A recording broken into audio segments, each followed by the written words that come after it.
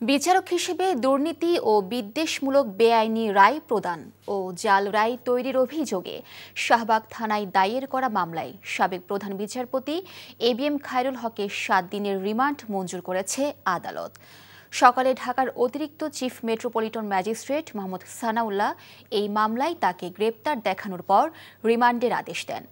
গত বছরের ১৯ আগস্ট শাহবাগ থানায় মামলাটি দায়ের করেন সুপ্রিম কোর্টের আইনজীবী মোহাম্মদ মুজাহিদুল ইসলাম।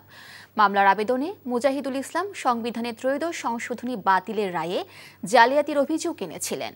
মামলার এজাহারে বলা হয়েছে, বিচারপতি খায়রুল হক সাবেক প্রধানমন্ত্রী শেখ হাসিনার কথায় প্রভাবিত হয়ে এবং তার অবসর পরবর্তী ভালো পদায়নের লোভে ২০১১ সালের ১০ মে সংক্ষিপ্ত আদেশটি পরিবর্তন করেন।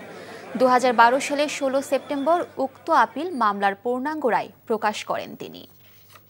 বান্ডেল থাকলে প্রতি সেনমানিতে টাকা বাঁচবে। বিকাশ সেনমানি বান্ডেল কিনে জিতুন প্রতি লেনদেনে।